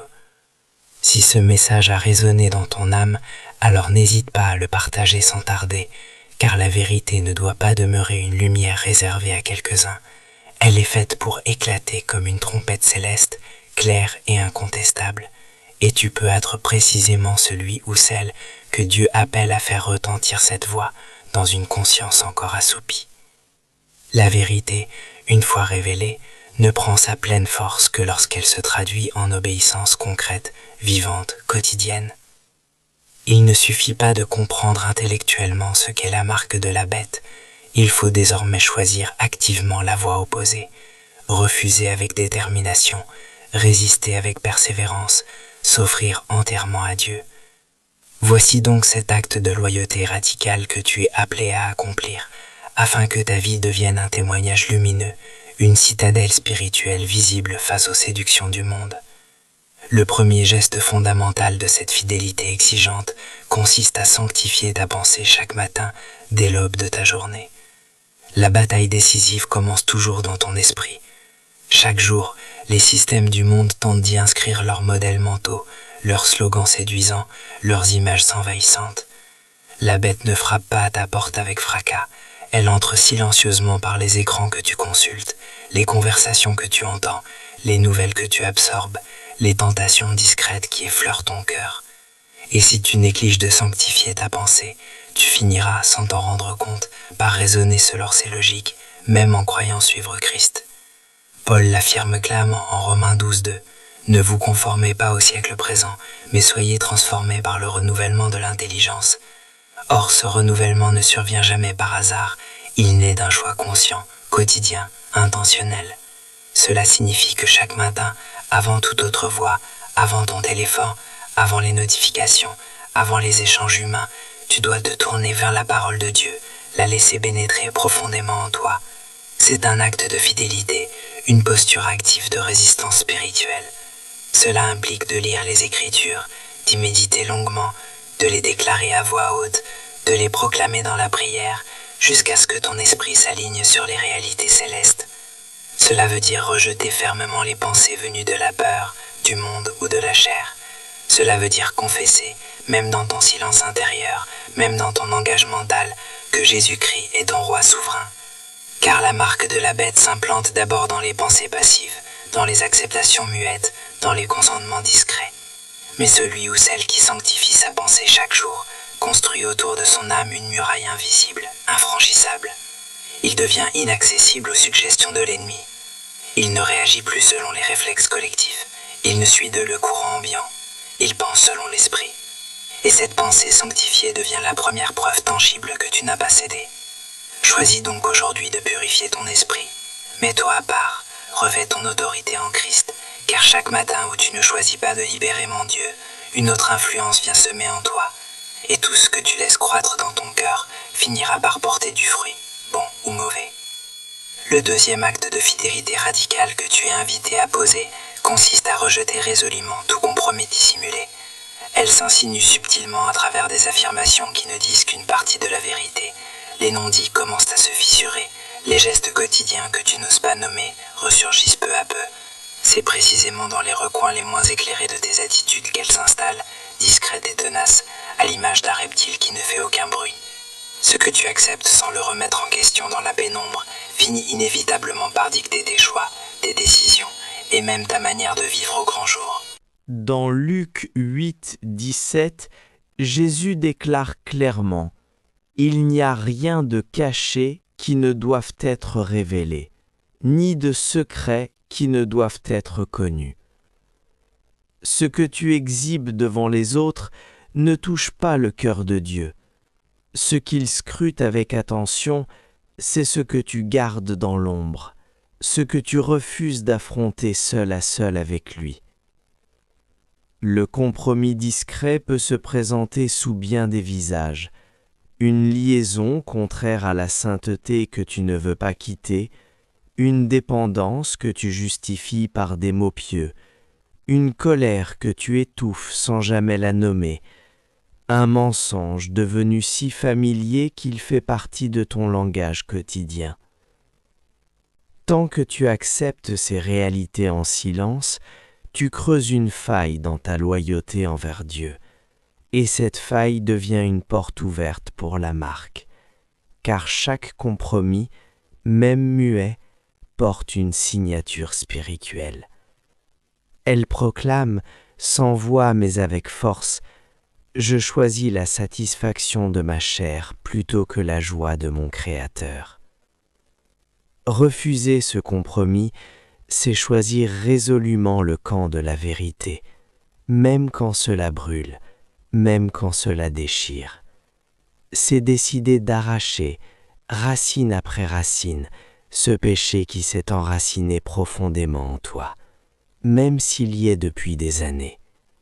C'est consentir à mettre fin à ce qui te ronge, même si cela t'offre encore un faux réconfort. C'est une rupture nécessaire, une libération profonde, une violence sacrée faite à l'ego pour laisser place à la vie divine. Tu dois fermer les portes que tu laisses entrebâillées, purifier les recoins secrets de ton âme, éliminer toute zone d'ambiguïté, non par esprit de légalisme ou de performance religieuse, mais par un amour sincère pour celui qui t'a scellé de son esprit. Car le Saint-Esprit est saint. Il ne partage pas l'espace avec ceux que tu tolères en silence. Si tu veux marcher debout, sans trembler, au milieu des épreuves qui viennent, alors commence dès aujourd'hui à dire non à ce que tu as longtemps gardé sous silence. La vraie fidélité naît là où aucun regard humain ne peut te voir, car celui ou celle qui demeure intègre dans le secret sera inébranlable au cœur de la tempête. Le troisième geste décisif de fidélité radicale que Dieu attend de toi, c'est de déclarer hautement ta foi, même quand cela comporte un risque. L'esprit de la bête cherche à imposer le mutisme. Il veut que tu crois, mais sans témoigner, qu'il y ait de la foi dans ton cœur, mais qu'elle reste muette, discrète, inoffensive, qu'elle ne remette jamais en question les systèmes du monde. Or Jésus n'a jamais appelé à une foi silencieuse. En Matthieu 10, 32, il affirme avec autorité « Quiconque me confessera devant les hommes, je le confesserai aussi devant mon Père qui est dans les cieux. » Proclamer sa foi ne signifie pas crier de manière charnelle sur les toits, mais refuser la honte, dire non lorsque tout le monde dit oui, parler quand le silence serait plus facile, affirmer Christ au moment précis où le monde impose ses propres vérités. Ce n'est pas un acte de provocation, c'est un acte de loyauté, et cette loyauté aura un prix. Elle te coûtera certaines amitiés, elle te privera de certains privilèges, elle te placera à l'écart des cercles mondains, mais elle t'unira davantage au ciel, et c'est là que réside toute la valeur. Car ceux qui, dans l'Apocalypse, ont refusé la marque, ce sont ceux qui n'ont pas aimé leur vie au point de craindre la mort. Ils ont parlé, ils ont rendu témoignage, ils ont résisté, et Dieu les a reconnus, un par un. Aujourd'hui, le monde te bombardera de 1000 sujets, 1000 idéologies, 1000 slogans. Mais dès que tu prononces le nom de Jésus, tu seras mis à l'épreuve. Et c'est précisément dans cet instant que ta fidélité sera mise à nu. Ne sois pas un chrétien discret, silencieux, effacé. Sois une voix claire, une lumière vive, un écho vibrant du ciel sur la terre. Si ce message t'a touché, rejoins-nous dès maintenant sur la chaîne Foi et Espérance. Abonne-toi, active la cloche pour ne manquer aucune vidéo et partage cette parole avec ceux qui ont besoin d'entendre que la fidélité commence dans le silence et s'exprime dans le courage. Déclare la vérité avec courage, même si ta main tremble, car cette parole est porteuse de libération. Elle résiste à toute empreinte humaine. Elle repousse les ombres qui cherchent à étouffer la lumière, et elle purifie ton cœur pour qu'il soit prêt à accueillir celui qui t'a aimé jusqu'à donner sa vie entière pour toi. Car si tu choisis le silence, d'autres prendront la parole à ta place, et leurs mots ne mèneront pas à la vie éternelle, mais à l'illusion. Le quatrième geste décisif de fidélité que Dieu attend de toi est de rompre délibérément toute forme de dépendance envers les structures du monde. Ce système, souvent appelé la bête, ne fonctionne pas uniquement par intimidation ou menace. Il agit aussi par séduction, par commodité, par une fausse sécurité. Il te propose des chemins faciles, des solutions rapides, un confort illusoire, et peu à peu, en t'y appuyant constamment, tu finis par oublier que le Seigneur seul est ton refuge, ta forteresse, ton espérance inébranlable. Tu ne peux pas servir de maître, ni partager ton cœur entre la terre et le ciel, ni puiser ta force à la fois dans les promesses du monde et dans la parole éternelle. Dans Jérémie chapitre 17 verset 5, l'Éternel déclare clairement « Maudit soit l'homme qui se confie dans l'homme, qui prend la chair pour son appui et qui détourne son cœur de l'Éternel. » Voilà la vérité fondamentale. La dépendance engendre le désordre intérieur, et ce désordre ouvre la porte à l'acceptation silencieuse de ce que Dieu rejette. Si tu places ton identité dans ton emploi, ta stabilité financière, ton statut social, ton influence, ou même ton accomplissement personnel, alors tu seras prêt à sacrifier presque tout pour préserver ces choses, à justifier l'injustifiable, à céder sans résister, à plier là où Dieu t'appelle à tenir ferme. Mais dès que tu brises cette chaîne de dépendance, tu découvres une liberté profonde, authentique, spirituelle. Briser ne signifie pas fuir le monde, ni te retirer de la société. Cela signifie refuser d'en être l'esclave. Cela veut dire que, même si le monde te retire quelque chose, ton statut, ton revenu, ton réseau, ton âme demeure ancrée, intacte, parce qu'elle ne tire sa valeur que de Dieu. Cela veut dire que tu avances, non sous la contrainte des circonstances, mais dans la confiance active de la foi. Ce que le Seigneur t'invite à faire aujourd'hui, c'est d'identifier avec honnêteté ce à quoi tu restes encore attaché. L'approbation des autres, les réseaux sociaux, la recherche frénétique de richesse, les ambitions terrestres. Et ensuite, choisir consciemment de couper, de déclarer, de renoncer, non par crainte, mais par amour pour un royaume qui dépasse tout ce que les yeux peuvent voir et que les mains peuvent toucher. Le ciel ne négocie pas. Il cherche des cœurs entiers, purs, offerts sans réserve. Et cela, Dieu les fortifie, les élève, les scelle dans sa grâce. Car celui qui s'appuie sur le monde sera bientôt assujetti, mais celui qui s'appuie sur le Seigneur sera bientôt élevé, glorifié, rendu invincible par la puissance divine. Le cinquième acte de fidélité radicale que Dieu t'appelle à vivre est de cultiver, jour après jour, un amour sincère et profond pour la vérité. La vérité n'est pas une idée abstraite, ni une simple conviction intellectuelle, ni une émotion passagère. Elle est une personne vivante. Jésus lui-même a déclaré « Je suis le chemin, la vérité et la vie ». Jean chapitre 14, verset 6. Aimer la vérité, c'est donc aimer Jésus, au point de tout abandonner plutôt que de le trahir, au point de rester debout, même quand tout semble t'inviter à te taire. Ce monde n'a pas seulement rejeté la vérité, il l'a progressivement prise en haine, et cette hostilité ne fait que croître. Ceux qui osent parler avec franchise sont rapidement étiquetés comme intolérants ou extrémistes. Ceux qui refusent de compromettre leur conscience sont marginalisés, exclus, mis à l'écart. Et beaucoup, par peur de perdre leur place, finissent par renier ce qu'ils ont autrefois confessé. Pourtant, Dieu continue de chercher des cœurs qui aiment la vérité, même quand elle brûle, même quand elle dérange, même quand elle crée une séparation nécessaire entre la lumière et les ténèbres. L'apôtre Paul le rappelle avec solennité.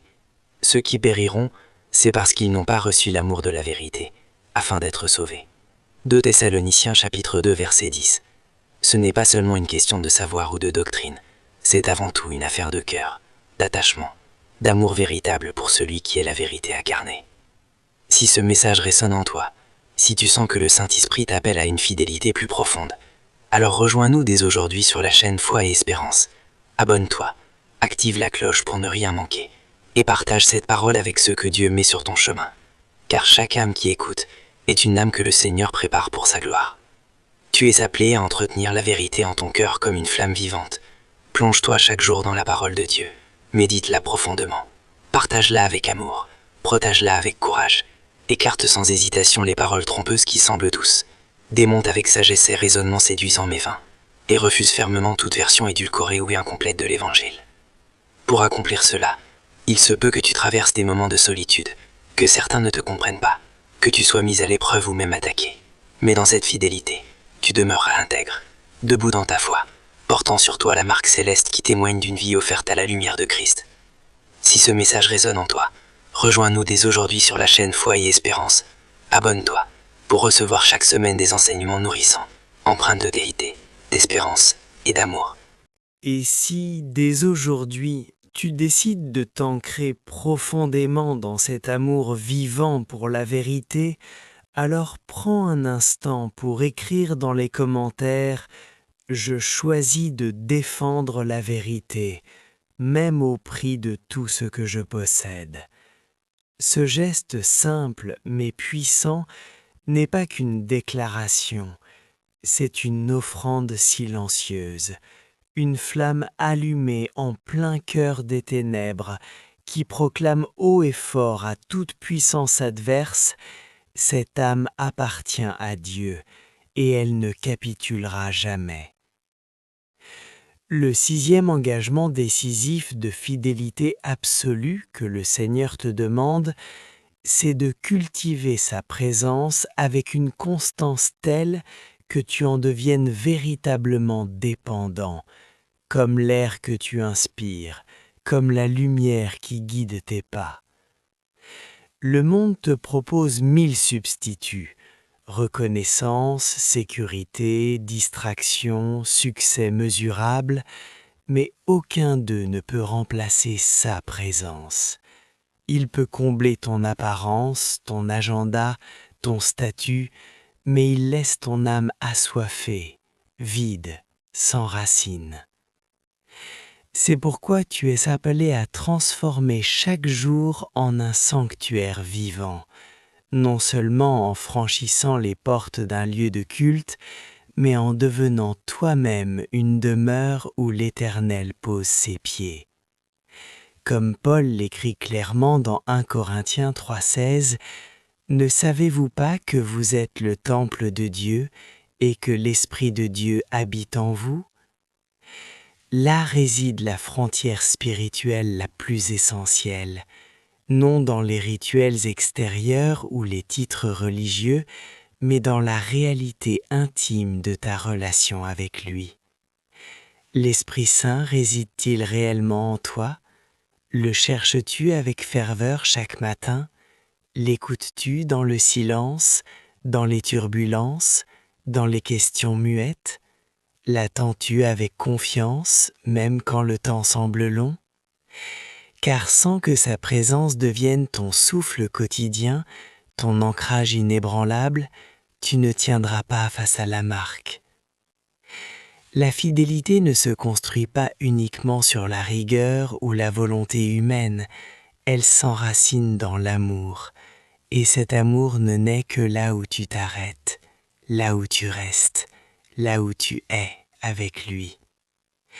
Tu dois donc créer dans ta vie un espace sacré, une chambre fermée, un coin discret, un lieu secret, où tu viens non pour négocier, non pour supplier, mais pour être, pour prier sans hâte, pleurer sans honte, écouter sans impatience, pas pour obtenir, mais pour rencontrer.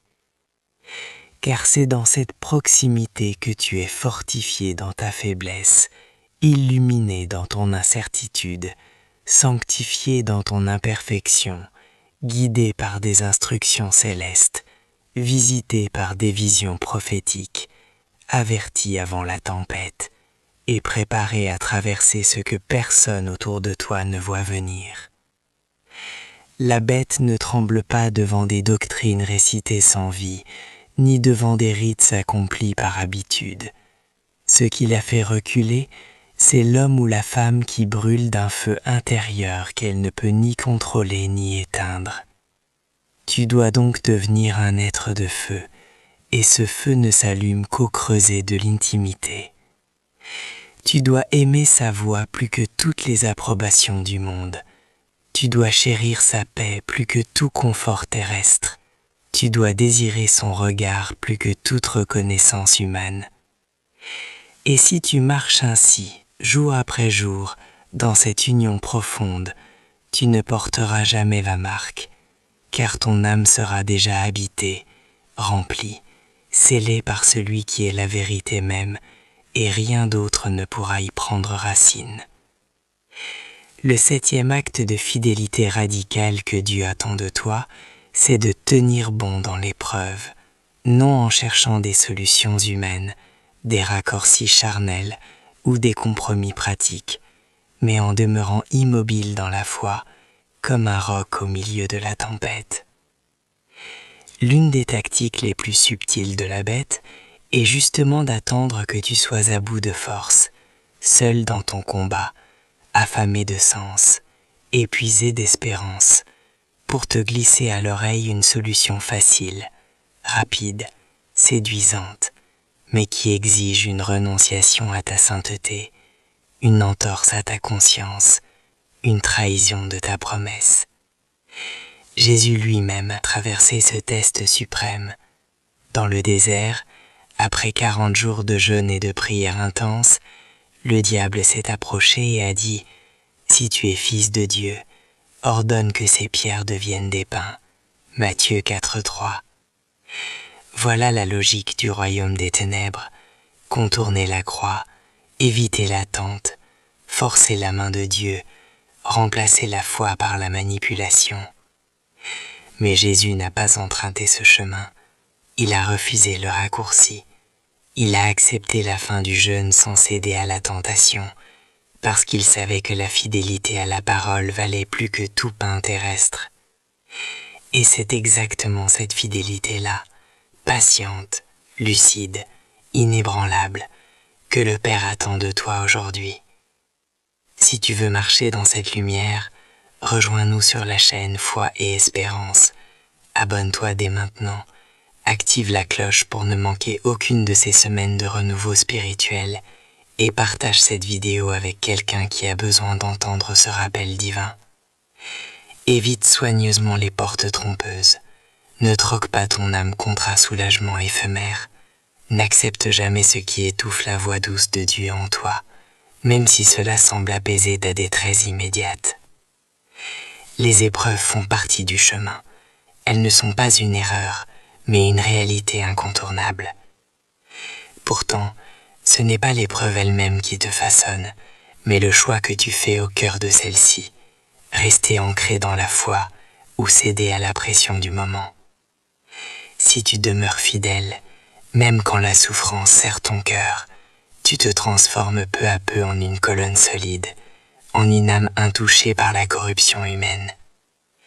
C'est précisément cela que le Seigneur recherche, un peuple éprouvé comme l'or dans la fournaise, non pas modelé par la crainte, mais forgé dans la confiance. Ne cours pas après la sortie la plus commode, recherche plutôt la volonté divine avec persévérance, même lorsqu'elle t'invite à traverser la vallée d'ombre. Car celui qui t'éprouve aujourd'hui est le même qui te glorifiera demain. Et si tu tiens bon, tu seras marqué, mais non pas par les puissances terrestres, non pas par le sceau du monde, non pas par la bête mentionnée dans l'Apocalypse 13:16, mais par le sceau céleste, celui de l'Esprit Saint. Les vérités spirituelles les plus profondes ne se révèlent pas toujours dans les discours complexes, mais souvent dans des récits simples, comme ceux que Jésus utilisait pour enseigner.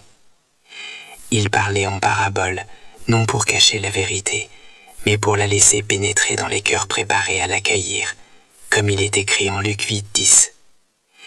Écoute maintenant cette parabole inspirée, derrière laquelle se cache une révélation essentielle.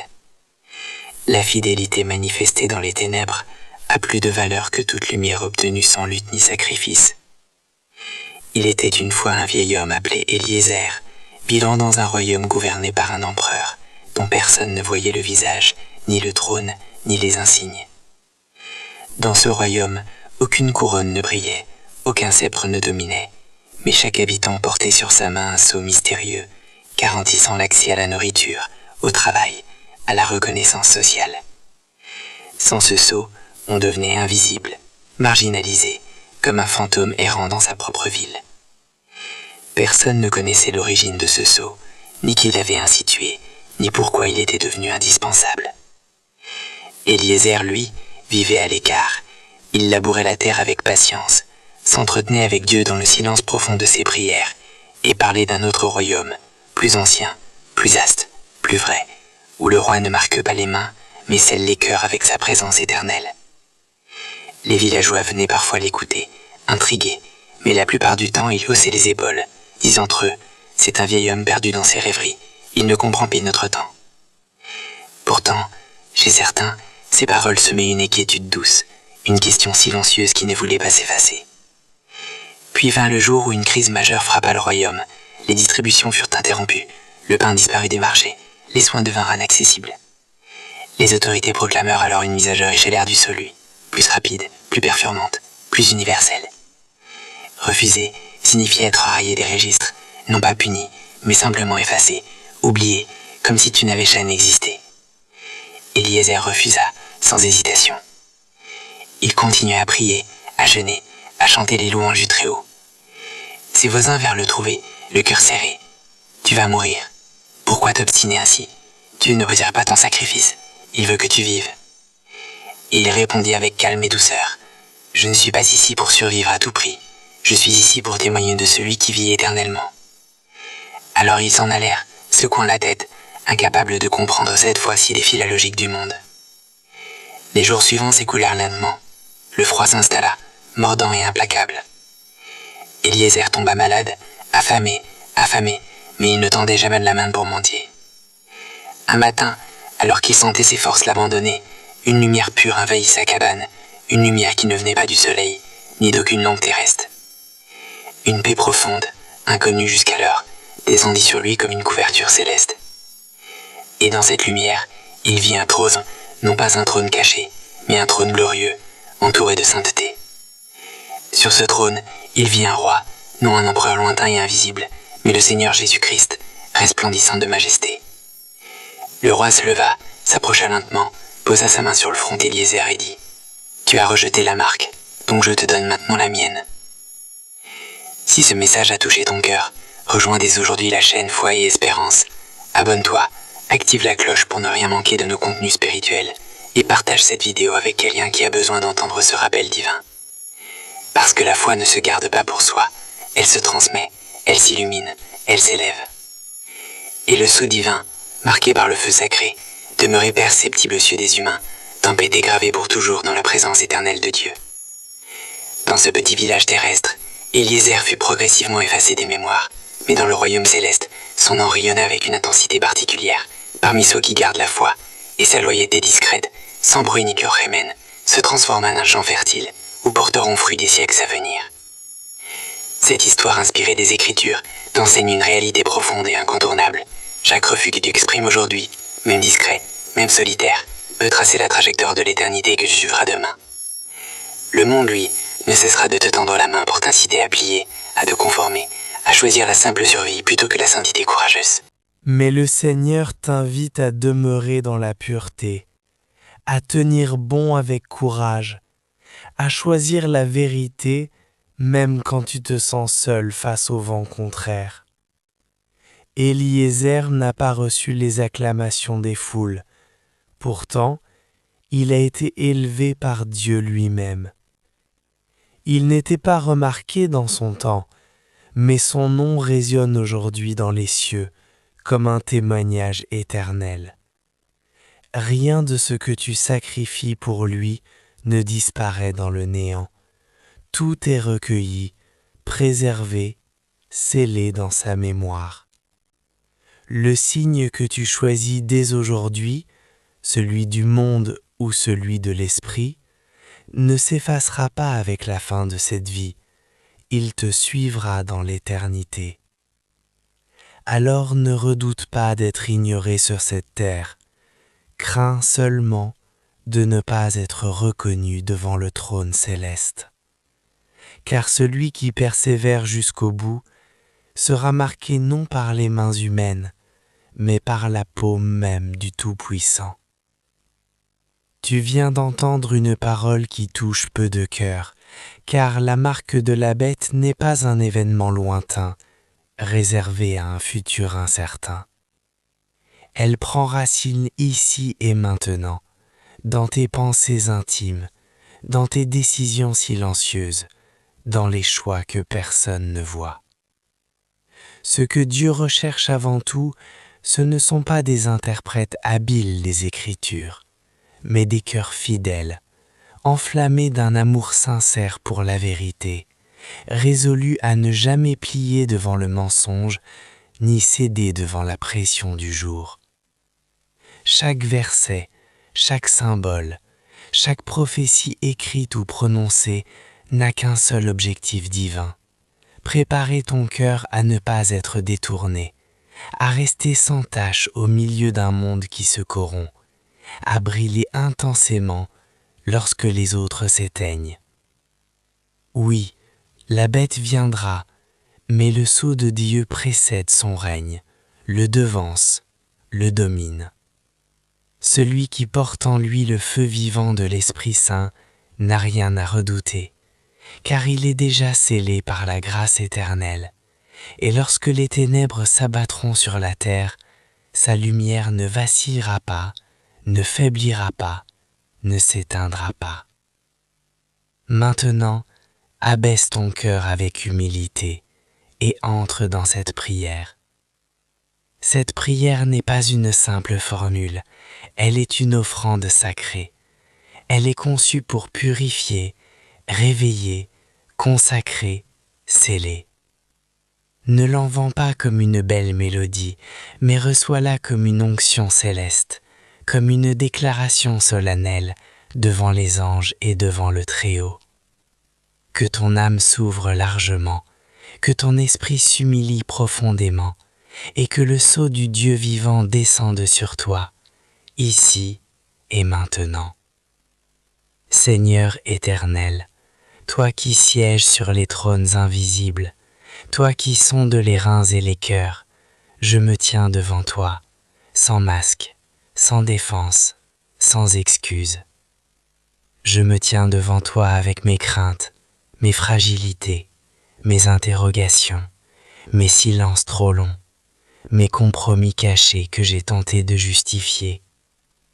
Je me tiens devant toi, car je sais, avec certitude, que sans toi, je ne tiendrai pas debout dans les jours qui approchent.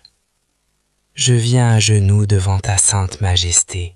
Je ne désire pas une foi tiède, indifférente, molle. Je ne veux pas d'un christianisme qui s'adapte aux normes du monde plutôt que de le transformer. Je ne veux pas me contenter d'un nom inscrit sur un registre sans vie spirituelle, ni d'un langage religieux vide de feu intérieur. Je ne veux pas être séduit par les mirages du système, ni assoupi par les apparences de piété qui ne touchent pas l'âme. Je veux être authentique. Je veux porter la marque céleste. Je veux appartenir entièrement à toi, corps, âme et esprit. Pardonne-moi, Seigneur, pour chaque moment où j'ai choisi le confort plutôt que la vérité, pour chaque silence complice qui a étouffé ma voix, pour chaque pensée non remise entre tes mains, pour chaque lien que j'ai gardé alors qu'il devait être rompu, pour chaque instant où j'ai eu plus peur des hommes que de toi. Délivre-moi de l'amour de ce monde qui étouffe la foi. Libère-moi de la crainte du jugement humain. Brise en moi tout ce qui cherche à s'ajuster à la bête au lieu de s'agenouiller humblement devant l'agneau immolé. Aujourd'hui, au nom puissant du sang de Jésus-Christ, je te demande de me laver, de me purifier, de me séparer pour toi seul. Grave ton nom sur mon front, Seigneur. Grave-le profondément dans mes pensées, afin que chaque pulsation de mon cœur soit un chant de louange à ta gloire, que mes paroles reflètent ta douceur et ta vérité, que mes décisions trahissent une loyauté sans faille envers toi. Ne permets pas que je m'égare dans l'indifférence spirituelle, ne permets pas que tu me trouves tiède, sans ardeur et détermination. Remplis-moi de ton Saint-Esprit, non d'une manière discrète ou partielle, mais jusqu'à ce que je déborde de ta présence, de ta puissance, de ta sainteté. Que le feu de ton amour consume tout ce qui n'a pas sa source en toi, tout ce qui tient de l'illusion, du mensonge ou de la chair. Infuse en moi un amour passionné pour la vérité. Donne-moi la fermeté pour dire non aux tentations, la résolution pour tenir bon face aux pressions, le courage pour proclamer ton nom, même lorsque le monde s'effondre autour de moi. Accorde-moi la vision céleste, la conscience vive de l'éternité, le goût intime et sucré de ta proximité. Façonne-moi pour devenir un temple vivant, une demeure habitée par ta présence, si bien que, même au cœur de la nuit la plus sombre, je reste attaché à toi. Même dans la souffrance la plus aiguë, ma bouche continue de chanter ta bonté. Même dans la solitude la plus profonde, mon âme ne se détache jamais de ton cœur. Je déclare solennellement aujourd'hui que mon allégeance appartient uniquement à l'agneau immolé, que je rejette catégoriquement la marque du système mondain, que je me détourne des charmes trompeurs de ce siècle, que je refuse toute forme de neutralité spirituelle, que je renonce à la tiédeur qui plaît aux hommes, mais déplaît à Dieu. Je ne suis pas à acheter, je ne suis pas à négocier, je suis entièrement à toi, corps, âme et esprit. Seigneur, garde-moi éveillé, ouvre mes yeux spirituels, accorde-moi un discernement aiguisé dans mes relations, dans mes choix quotidiens, dans l'ordre de mes priorités. Rappelle-moi chaque matin que cette vie est brève, que ce monde est passager, que seul ton royaume est éternel et inébranlable. Aide-moi à marcher avec la conscience du jugement divin, non dans une crainte servile, mais dans une sainte révérence fondée sur la vérité de ta parole. Revêt-moi de l'armure de Dieu, la ceinture de la vérité, la cuirasse de la justice, le bouclier de la foi, le casque du salut, l'épée de l'esprit qui est la parole de Dieu, afin que je sois prêt pour le combat spirituel, vigilant comme un soldat, ancré comme un chêne, ferme comme un roc. Ne permets pas que je sois pris au dépourvu, mais que je veille comme une sentinelle fidèle, attendant ton retour avec un cœur dur, humble et disponible. Je prie aussi pour mes frères et mes sœurs en Christ, pour ceux que tu appelles encore aujourd'hui, pour les cœurs que tu veux sauver. Réveille ton peuple, Seigneur, que ton Église sorte de son engourdissement, qu'elle tourne le dos aux faux évangiles qui flattent l'oreille mais affaiblissent l'âme, qu'elle renonce à la recherche de la popularité humaine, qu'elle retrouve l'onction puissante du Saint-Esprit, qu'elle revienne à la simplicité et à la puissance de la croix, qu'elle devienne une épouse sainte, sans tache ni ride, ardente d'amour pour son époux. Et si vient le jour où je devrais faire un choix décisif entre toi et ce monde, alors accorde-moi la grâce de rester inébranlable, même si je perds mes biens, même si je me retrouve seul, même si je subis la persécution, même si je dois verser mon sang. Car je sais, avec une certitude inébranlable, que tu es fidèle, que tu ne me délaisseras jamais, ni ne m'abandonneras. Je désire appartenir à ceux qui n'ont pas aimé leur vie au point de craindre la mort, à ceux qui suivent l'agneau partout où il va, à ceux qui refusent de fléchir le genou devant aucune puissance terrestre ou infernale, à ceux qui sont trouvés purs, la vie dans le sang de l'agneau, scellée par le Saint-Esprit. Alors, marque-moi Seigneur, marque-moi du feu brûlant de ta sainteté, marque-moi du sceau inaltérable de ton esprit, marque-moi comme un fils, comme une fille du royaume céleste, et que rien, ni la beurre, ni la douleur, ni les séductions du monde, ni les tempêtes de la vie, ne puissent effacer ton empreinte sacrée sur mon existence. Je suis à toi, aujourd'hui, et pour toute l'éternité. Amen. Si cette prière a résonné profondément dans ton cœur, si elle t'a rappelé la beauté de la foi authentique et la force de la fidélité à Jésus-Christ, alors nous t'invitons chaleureusement à t'abonner dès maintenant à la chaîne Foi et Espérance, afin de recevoir chaque jour une parole qui fortifie, élève et transforme. Elle agit comme une épée tranchante, une lumière guidant nos pas, un appel profondément spirituel destiné à réveiller les œufs qui sommeillent dans l'inférencier. Offre-la généreusement à une personne que ton cœur chérit. Prends le temps dès maintenant de laisser un commentaire en témoignage authentique et public. Je décide, avec détermination et joie, d'être scellé par Dieu, non par les standards du monde, mais par sa grâce vivifiante. Et surtout, garde bien au cœur cette promesse. Demeure constamment fidèle jusqu'au terme de ton parcours terrestre, car la couronne de vie est réservée à ceux qui persévèrent avec courage et espérance, comme l'affirme l'Écriture dans Apocalypse 2:10.